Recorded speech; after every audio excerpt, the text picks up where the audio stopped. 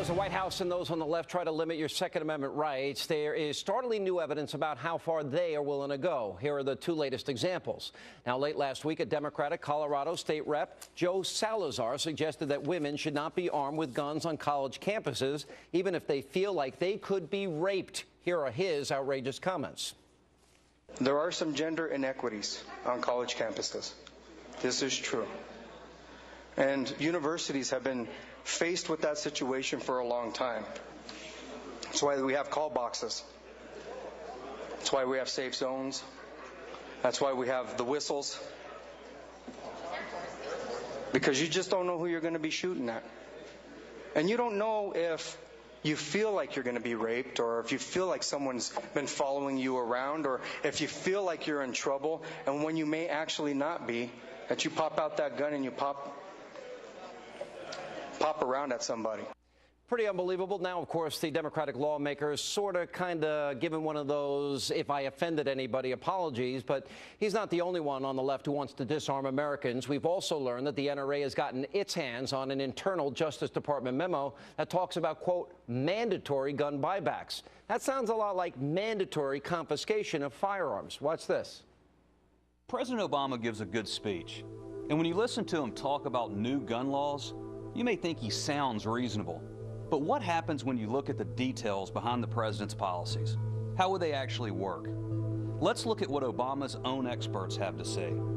This internal Justice Department memo says, quote, an assault weapons ban is unlikely to have an impact on gun violence. Unlikely, that is, unless it comes with something else.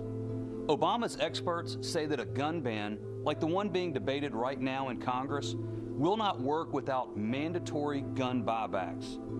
Mandatory gun buyback. That's government confiscation of legal firearms owned by honest citizens. That's pretty scary. Joining me now with reaction from townhall.com, Katie Pavlich, nationally syndicated radio talk show host, Leslie Marshall, both Fox News contributors. So now I see, Leslie, you got Joe Todd Aiken Salazar in the Democratic Party. Let's just remind everybody, selective moral outrage, Democrats about Todd Aiken. Let's just remind everybody. The Republican Party has a major grassroots problem, which is that a good part of its grassroots now celebrate ignorance. It's more than abortion and women's rights. This isn't just about one person. This isn't just about Aiken. This isn't a one-off. This isn't a misspeak.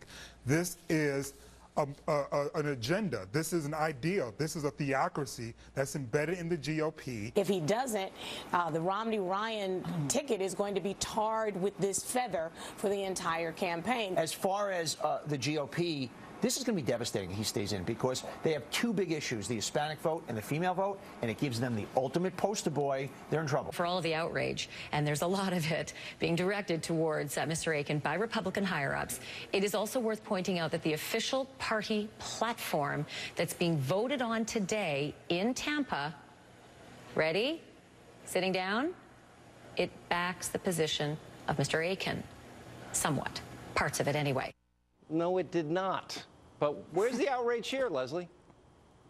Well, I wasn't in any of those video clips, and the reason is I don't feel that left or right, that's a political issue, quite frankly, Sean. I think it's a very male against female issue. They're too emotional. Oh, you can't get pregnant if you're raped. I think both Aiken and Salazar were offensive with what they said, and there are a lot of men left and right who feel that women have emotional instability, whether it comes to a gun, hand-to-hand combat in our military, and the list goes on. So I think it's a sexism issue, not Katie, a political issue. Call boxes, safe zones, whistles. Is he serious here? If a woman's first of all, right. First of all, I want to point out that Leslie Marshall actually wrote an op-ed that was titled, Todd Aiken is the reason why, and there's proof that there's a war on women. So for her to say that she hasn't politicized that isn't exactly that's what true. I said. That backs up exactly what I just said. Well, you said it wasn't political. So anyway, back to the comments made by the man in Colorado, Mr. Salazar, about the call boxes and the whistles. It's such a liberal argument to make. Don't worry, the call box is there so someone else can take care of your responsibility to try and defend yourself first, right? But this isn't just a comment that was made by one Democratic senator in Colorado. We have universities now across the country giving out these tips for young women on college campuses to maybe urinate or vomit on your attacker, and maybe he'll back off. Scream, try and run away, and other gross and disgusting things, rather than the fact that when Colorado, there's universities in Colorado, passed concealed carry, the crime rate dropped significantly, and it wouldn't be any different anywhere else. Katie, what about the Justice Department memo? Mandatory buyback? That's confiscation. There's no other way to put it.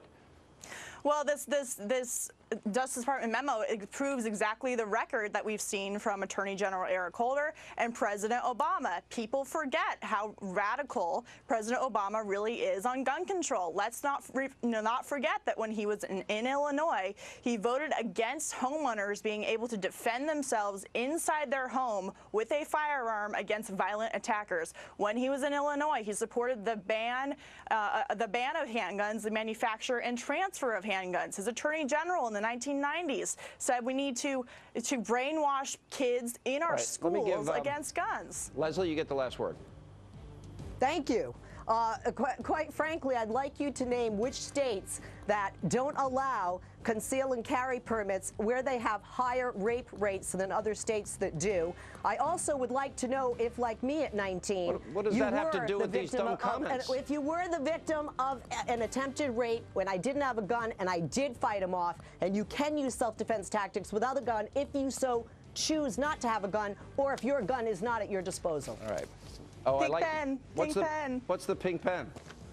There was another Democratic representative from Colorado who said we was using ballpoint pens to fight off gunmen in the middle of an attack. Unbelievable. Guys, good to see you both. If they carry a gun.